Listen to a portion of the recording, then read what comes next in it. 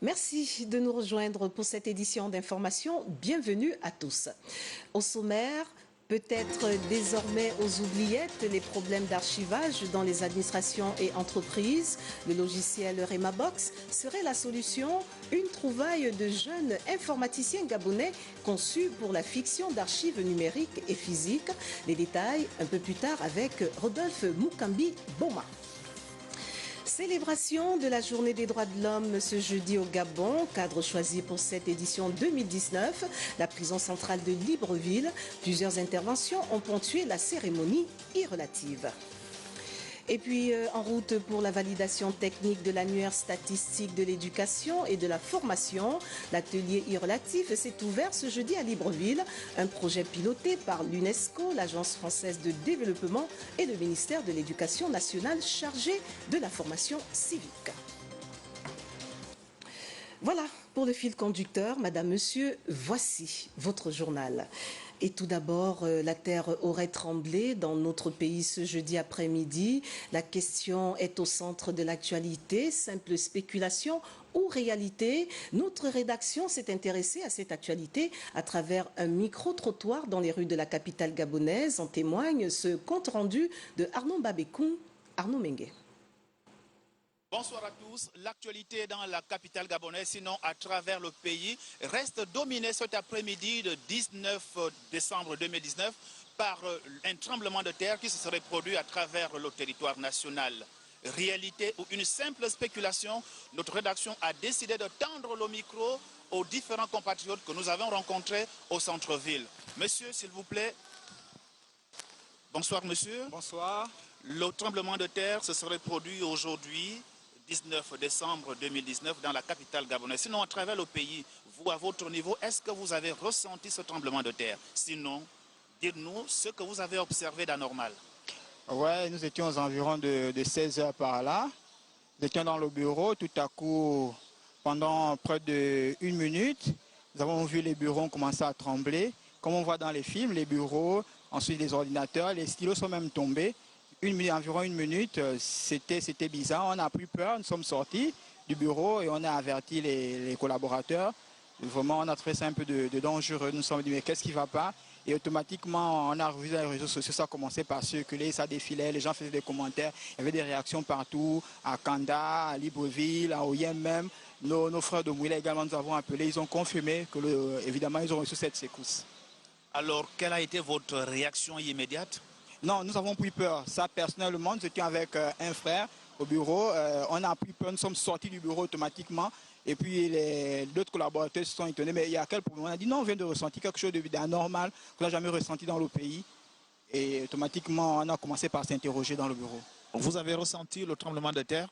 Non, moi je n'ai pas ressenti. Mais il y a un monsieur qui est venu chez moi, ici, il a fait Airtel Money. Il m'avait dit qu'il a entendu dans son bureau. Ils étaient dans les immeubles. Mais ils ont entendu le bruit et tous ils ont descendu. Monsieur, au parfum de l'actualité, la terre aurait tremblé autour de 16 heures. Est-ce que vous avez ressenti cela? Oui, j'ai ressenti cette secousse autour de 16 heures dans mon bureau, au centre-ville, en face de l'UGB au 6e étage. Quelle a été la manifestation dans votre bureau? La manifestation, c'est que la table s'est mise à trembler. Je me suis dit que j'avais des vertiges. Et mon collègue aussi, à côté de même palier, a ressenti la même chose. Monsieur, c'est affirmatif? Vous avez ressenti le tremblement de terre? Oui, je confirme qu'il y a bien eu un tremblement de terre parce que dans le bureau, j'ai ressenti le bureau bouger et la chaise s'est balancée et les rideaux aussi se balançaient. J'ai tout de suite fermé le bureau et je suis descendu. Bonsoir. Au parfum de l'actualité, ce soir, la terre aurait tremblé au Gabon. Est-ce que vous avez ressenti ce tremblement de terre?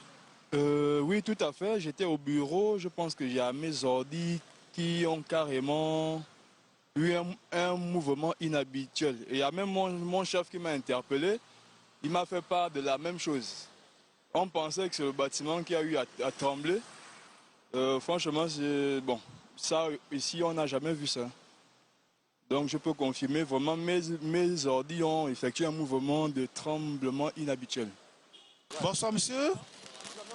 Alors, dans l'actualité de ce soir, la terre aurait tremblé au Gabon. Vous avez ressenti ce tremblement de terre? Oui, tout à l'heure, vers 16 heures, on est là ici au magasin, on a senti un truc, mais on n'a rien compris. Je ne sais pas de quoi il s'agit. Hein. Quelles ont été les manifestations? Qu'est-ce qui a bougé concrètement dans la maison ou dans le magasin? On a seulement les choses ont fait brrr. Il y a des matériaux même qui ont commencé à tomber dans le magasin à Bata ici en ville là. Il était quelle heure à peu près? Vers 16h comme ça. Hein? Vers 16h comme ça. Alors dans la capitale gabonaise, après avoir donc fait le tour de ville, vous l'avez bien constaté, les avis sont divergents. D'aucuns attestent qu'il y a bel et bien eu tremblement de terre et pour d'autres, ils ne l'ont pas ressenti. Ici au centre-ville de la capitale gabonaise, Arnaud Mbabekung et Arnaud Mengue pour Gabon Première. Voilà un tremblement de terre, je peux vous le confirmer, également ressenti dans la maison Georges Raouri. L'actualité est aussi présidentielle. Le président de la République, Ali Bongo Ndimba, s'est entretenu ce jeudi au palais présidentiel avec le représentant spécial du secrétaire général de l'ONU pour l'Afrique centrale, invité d'honneur au 9e sommet extraordinaire de la CEAC qui s'achève à Libreville. François Lonseni Fall est venu féliciter le chef de l'État pour la réussite de la 9e conférence des chefs d'État et de gouvernement de l'Afrique centrale. Roland Rogombe, bienvenue Minko, Bartel Boisse et Armand Moupende. François Lonseni Fall est porteur d'un message au président Ali Bongo Ndimba. Le représentant spécial du secrétaire général de l'ONU est venu féliciter le Gabon et son leader pour la réussite de la 9e session ordinaire de la conférence des chefs d'État et de gouvernement de la CEAC à Libreville. Et surtout, j'ai profité pour réitérer nos félicitations pour le succès du sommet qui s'est tenu hier à Libreville. Sous la haute direction de son Excellence Monsieur le Président de la République, le Gabon, qui assume la présidence en exercice de la CEAC, a réussi vraiment un coup de maître en réalisant finalement la tenue de ce sommet qui, pour les Nations Unies, constitue une étape très importante dans la vision d'intégration pour créer les conditions pour mutualiser les immenses richesses dont l'Afrique centrale dispose, pour mettre cela à la disposition du développement durable et pour la prospérité des populations d'Afrique centrale. Placé sous le sceau de la réforme institutionnelle, le sommet de la capitale gabonaise qui modifie le traité instituant la CEAC ouvre la voie à une nouvelle phase de l'histoire de cette organisation créée en République gabonaise en 1983. Nous sommes très conscients du rôle particulier que le président Ali Bongo lui-même a joué personnellement. La tenue hier de ce sommet donc est un grand succès. Nous avons aussi eu l'occasion naturellement de faire un tour d'horizon au cours de l'audience qu'il m'a accordé, un tour d'horizon sur la situation en politique en Afrique centrale et aussi sur la situation au Gabon. Les motifs de satisfaction sont donc réels aujourd'hui pour le président de la République et son hôte, avec la validation de ce document à l'unanimité des États membres pour l'intégration, la paix, la stabilité, le développement du Gabon et de la communauté économique des États d'Afrique centrale. Pas de repos donc pour le chef de l'État au sortir de ce sommet de la CEAC. Le président Ali Bongo Ndimba a reçu ce matin à son cabinet le président de la Commission de l'Union africaine. La coopération, dis-je bien, l'intégration, la paix et la sécurité pour le continent étaient à l'ordre du jour de cet entretien. Retrouvons nos confrères de la presse présidentielle. En première ligne sur le front de soutien à l'effort de modernisation institutionnelle du continent, le président de la Commission de l'Union africaine. Au palais présidentiel, Moussa Faki Mahamat avait à cœur de saluer la qualité du sommet de la CEAC et les décisions prises à Libreville sous l'impulsion du chef de l'État en sa qualité de président en exercice de cette organisation. Les deux hommes se sont félicités de l'excellence des relations entre le Gabon et l'institution panafricaine à l'heure des grandes mutations communautaires. J'ai été invité pour prendre part au sommet de la CEAC, sommet consacré à une réforme de cette institution. Vous savez également qu'au niveau de l'Union africaine, nous avons engagé depuis 3 ans une réforme institutionnelle. Et donc la réforme de la CEAC correspond bien à cette démarche africaine de renouveler nos institutions, justement pour la mise en œuvre de l'agenda africain qui est l'agenda 2063. J'ai eu l'honneur d'être reçu par son Excellence Monsieur le Président de la République, avec lesquels on a discuté de la mise en œuvre effective de cette réforme au niveau de la CEAC. Je lui ai également fait le point de la réforme au niveau de l'institution continentale, l'Union africaine. L'échange a également permis de faire un tour d'horizon des grands défis de l'heure en Afrique, et particulièrement de l'enjeu sécuritaire face à la montée des périls. à l'aube d'une année nouvelle 2020 toute particulière. Surtout que l'année qui va bientôt commencer est placée sous le signe des terres, les armes en Afrique à l'horizon 2020.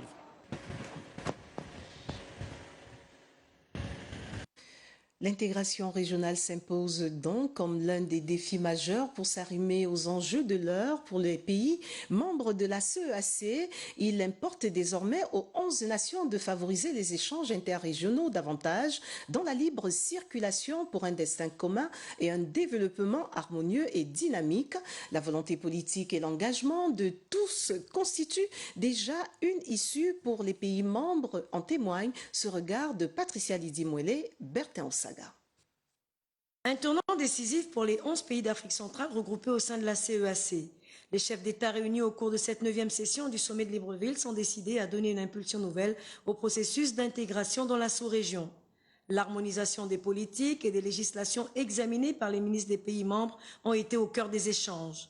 Des défis communs de développement exigent que des actions à l'échelle sous-régionale soient posées, ceci pour des résultats plus probants dans les domaines tels que la gouvernance, la sécurité et le développement qui renforceraient l'intégration de l'Afrique centrale en général. Et dans cette optique, la diversification de l'économie au sein des pays de la CEAC, associée à une meilleure gouvernance des richesses des industries extractives, de la gestion, mais aussi la conservation de l'environnement et la lutte contre les changements climatiques, autant d'avantages pour la sous-région. Un certain nombre d'accords ont donc été instaurés pour l'établissement d'un espace sous-régional plus intégré, plus large, susceptible de faire face à la concurrence sur le marché de la mondialisation. L'heure est désormais venue pour les partenaires au développement de faire preuve d'une plus grande créativité au regard des défis à l'échelle sous-régionale qui requièrent à ce niveau des actions appropriées. La réforme institutionnelle de la CEAC permettra donc une autonomie collective, un niveau de vie élevé pour les populations, ainsi qu'une stabilité économique qui vont accroître non seulement la visibilité, la crédibilité, mais aussi le maintien des bonnes relations avec les partenaires internationaux et bilatéraux. Des atouts qui contribueront au progrès du continent africain. Autre institution, le Sénat gabonais, mais cette fois en images, attendu dans le cadre d'une visite de travail et d'amitié, son Excellence Chorong, le vice-président Comité national de la conférence consultative politique du peuple chinois a foulé le sol gabonais cet après-midi. Accompagné d'une délégation composée des membres permanents de cette institution, le haut responsable chinois a été accueilli à sa descente d'avion par le président du Sénat, Lunsi Milebou Obisson, épouse Mbutsu. La visite de 2 jours qui s'inscrit dans le cadre du renforcement des liens d'amitié entre la Chine et le Gabon et la promotion des échanges entre les 2 pays prévoit, outre la visite de certains sites à caractère économique et industriel, mais également des séances de travail avec les parlementaires ainsi que des rencontres avec les hautes autorités de notre pays. Rappelons que la conférence consultative politique du peuple chinois est une assemblée placée sous la direction du Parti communiste chinois. Elle dispose d'un rôle essentiel en cela qu'elle permet à l'État de consulter les divers groupes ethniques et autres organisations avant de décider des lois et décrets. Nous y reviendrons au cours de nos prochaines éditions d'information. Faustin Boukoubi rentre d'un séjour de 72 heures au Royaume du Maroc. Le président de l'Assemblée nationale a eu sur place des échanges avec ses homologues présidents de la Chambre des conseillers du Royaume du Maroc. Au cœur des discussions, l'intensification des relations parlementaires des 3 chambres et de la redynamisation des rapports économiques entre les 2 pays. Le compte-rendu de nos confrères de l'Assemblée nationale.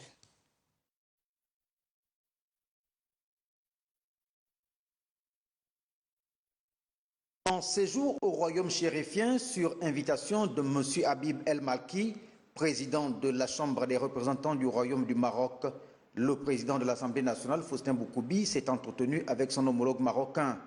Convaincu de la nécessité de dynamiser la diplomatie parlementaire entre les 2 pays, le président Boukoubi et son hôte ont signé un mémorandum d'entente entre les 2 institutions en présence des 2 présidents des groupes d'amitié gabono-marocains.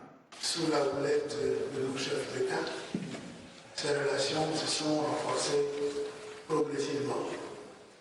Et notre devoir est de contribuer à la consolidation de ces relations. Et c'est ce que nous allons faire à la suite de la formalisation de nos liens par la signature d'un mémorandum d'entente.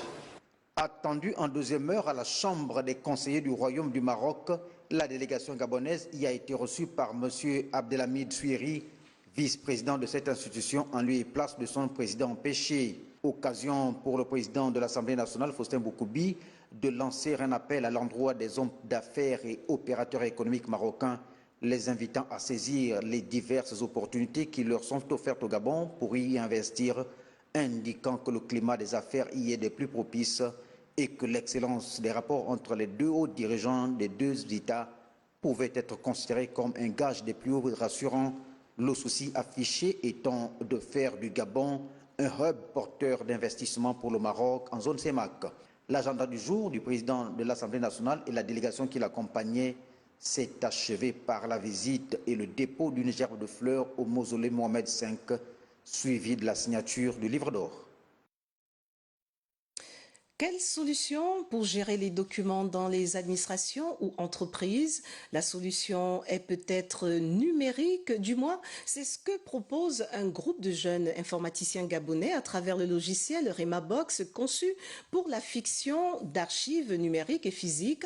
Devant des représentants d'administration, ces jeunes premiers ont levé ce jeudi un pan de ce logiciel, la gestion électronique du courrier. Le regard de Rodolphe Mukambi-Boma sur les images de Christian Maïnda. C'est une solution innovante qui permet de gérer de façon optimale les archives d'une administration à partir d'un simple clic sur le logiciel RimaBox, conçu et mis en exploitation par un collectif de jeunes informaticiens gabonais. On retrouve 4 modules, qui est le module gestion électronique du courrier, le module ARDOC qui est le module de gestion électronique des archives physiques, le module archivage électronique et le dernier né qui est le module de workflow documentaire. Ce matin, plusieurs représentants d'administration sont venus suivre cette présentation axée sur un des services de ce logiciel, la gestion électronique du courrier. Ce que je veux le plus apprécier dans la présentation, c'est beaucoup plus la facilité du travail que propose la solution et également le workflow de gestion des documents qui va, si jamais c'est une solution qui est implémentée, va vraiment faciliter le travail, va vraiment, surtout en termes de documentation. Aujourd'hui, on utilise beaucoup de papier. Avec cette solution, c'est sûr que voilà, les investissements qui sont faits sur tout ce qui est impression, achat d'encre, de papier, va vraiment baisser. Selon un rapport McKinsey Global Institute de 2015, 25% du temps de travail d'un cadre concerne la recherche des documents.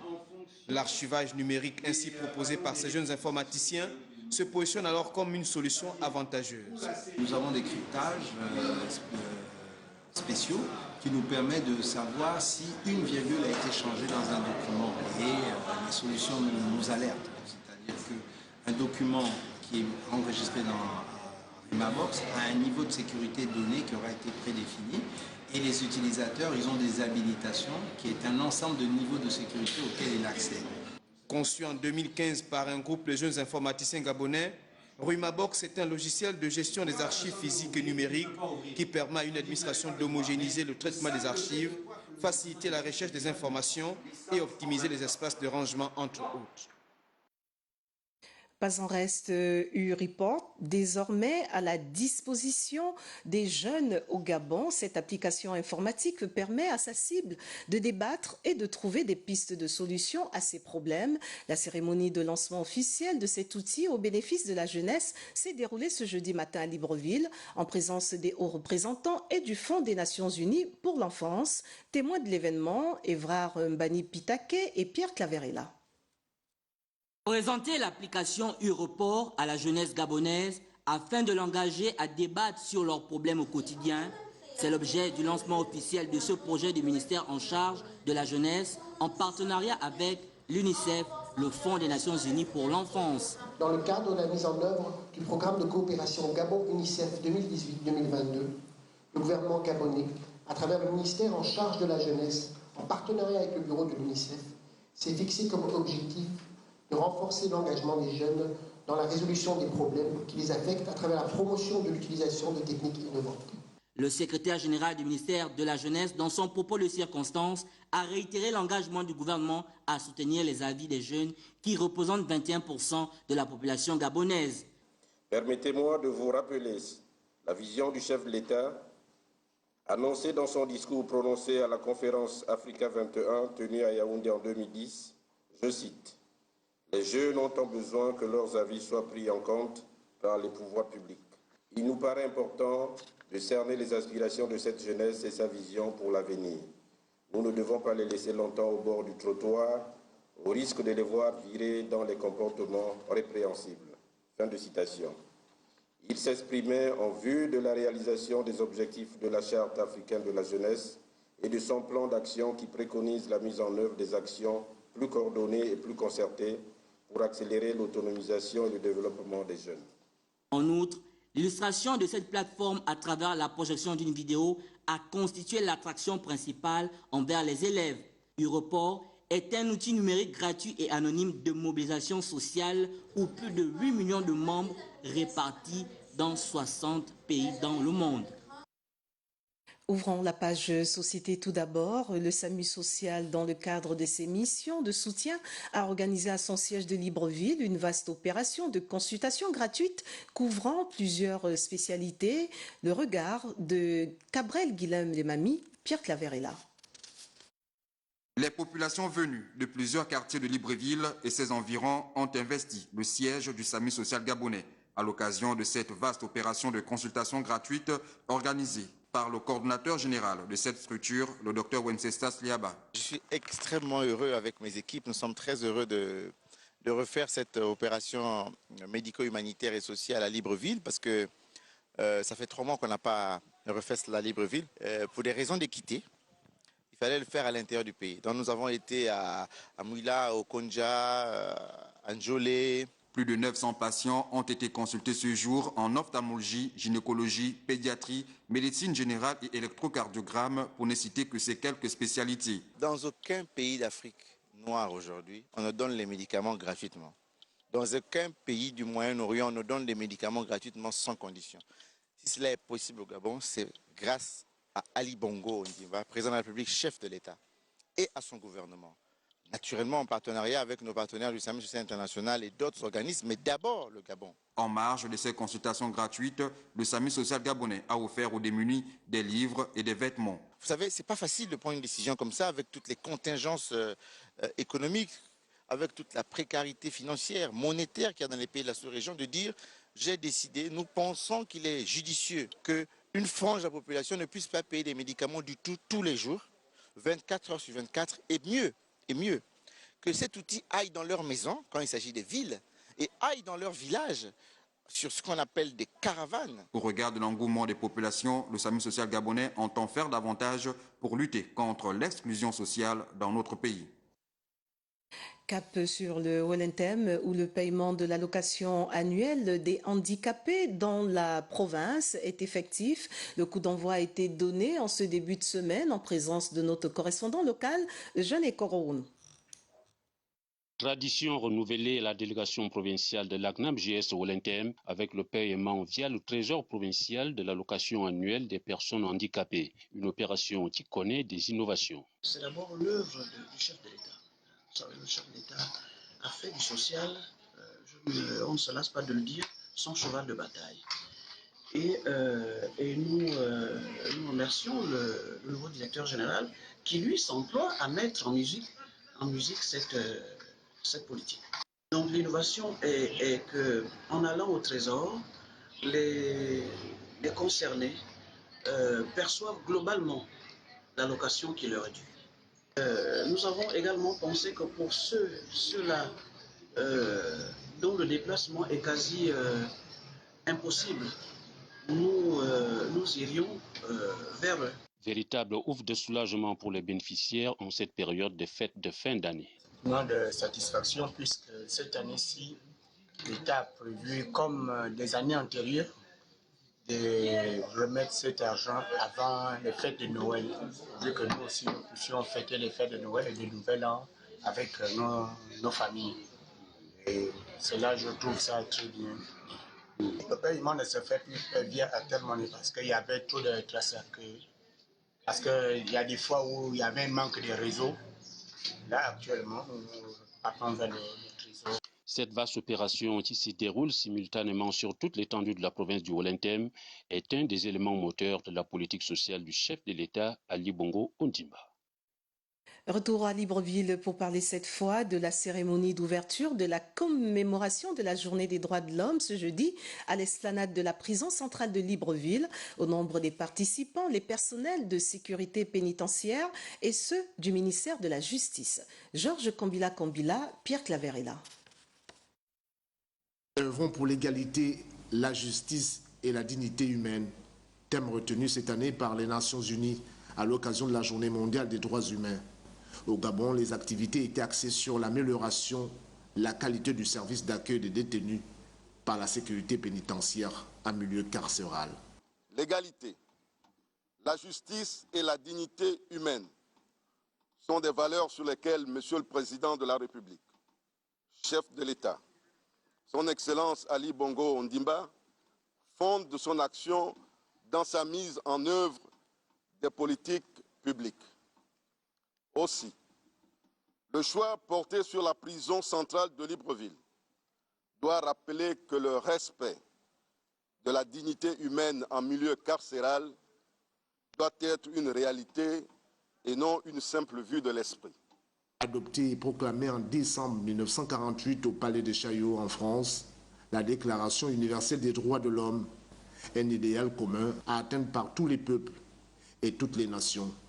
Le général de brigade a remercié les organisateurs pour le choix porté sur la prison centrale pour la tenue de cet événement. Le choix porté sur l'univers carcéral démontre une fois de plus le déterminisme et la volonté avouée des plus hautes autorités du pays, en tête desquelles son Excellence, le Président de la République, chef de l'État, Ali Bongo Ondimba, à faire de la question des droits de l'homme une priorité dans sa politique de l'égalité des chances. Plusieurs manifestations sont prévues à cet effet, notamment le renforcement des capacités sur le traitement des détenus à sans famille. Je vous l'annonçais à l'entame, ouverture ce jeudi matin de l'atelier de validation technique de l'annuaire statistique de l'éducation et de la formation qui s'inscrit dans le cadre du projet Appui à la production des statistiques basiques et l'élaboration du plan sectoriel de l'éducation, un projet piloté par l'UNESCO, l'Agence française de développement et le ministère de l'Éducation nationale chargé de la formation civique. Le reportage de Teclair Mekumevono, Médard Engen. Cet atelier de validation technique de l'annuaire statistique de l'éducation et de la formation intervient après plusieurs mois de collecte et de saisie des données en vue de l'élaboration du dit annuaire. Les défis du Gabon en matière d'éducation sont nombreux. Pour atteindre l'ODD 4, assurer l'accès de tous à une éducation de qualité sur un pied d'égalité et promouvoir les possibilités d'apprentissage tout au long de la vie. Les défis liés à la qualité de l'éducation, l'inadéquation formation-emploi, le déficit aigu des statistiques fiables et de qualité pour améliorer la gestion et le pilotage du système éducatif. Les participants sont ainsi appelés à procéder à la vérification de la conformité des informations contenues sur les tableaux et graphiques statistiques générés par le logiciel StartEduc, par sous-secteur et par province. Plusieurs mots minent le système éducatif gabonais. Et en plaçant d'ailleurs l'école gabonaise au cœur de ses priorités politiques, Monsieur le Président de la République, chef de l'État, son Excellence Ali Bongo Ondimba, s'est engagé à y trouver des solutions durables et pérennes. Il y a naturellement l'absence des statistiques fiables et actualisées. Pour ce faire, les données quantitatives et qualitatives dans le secteur éducation seront approfondies au cours de cet atelier dans la perspective de la confection d'un document final contenant toutes les informations inhérentes à ce secteur. Et puis, sport judo, la ville de Toulouse en France vient d'abriter un tournoi de judo à la Maison des Arts martiaux.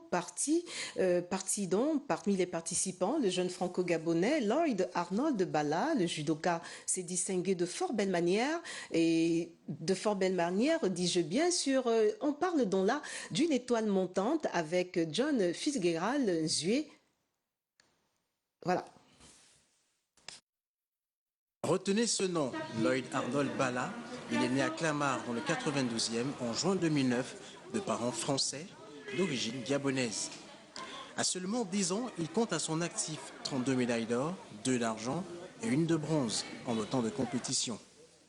C'est un virtuose de la discipline nippone qu'il embrasse dès son plus jeune âge, au point de marquer à travers ses résultats sa détermination à inscrire son nom en lettres d'or dans le milieu du judo. Ses performances ont permis de le sélectionner pour le tournoi départemental de Benjamin de moins de 50 kilos organisé à la Maison des Arts Martiaux de Toulouse le 14 décembre dernier. Sur 14 athlètes, le jeune Lloyd a su sortir de la phase de poule, passer par la phase finale et atteindre la finale, remportée devant un public admiratif, obtenant ainsi, par la même occasion, un nouveau titre de champion. À 10 ans, il ajoute donc à son palmarès le sacre de champion départemental de la Haute-Garonne. Catégorie Benjamin, moins de 50 kilos, 10 ans, une tête pleine, un champion à suivre de près. Cette médaille de plus augure d'un avenir radieux pour le jeune judoka. Et puis à surveiller au sortir de cette édition d'information, l'entretien qu'a réalisé Patricia Lydie-Mouélé avec le ministre des Affaires étrangères de Sao Tomé et Principe. Madame, Monsieur, voilà ce qui met un terme à cette édition d'information. Au nom de toute l'équipe, merci de nous rester fidèles. À 23h, Cabrel Guillain-Lemami vous attend pour un dernier rendez-vous de l'information à cette même place, demain, 20h. Léa Bifane sera des vôtres. En attendant que je vous retrouve sous peu, n'oubliez surtout pas que quoi qu'il arrive entre-temps, gardez le sourire. Au revoir.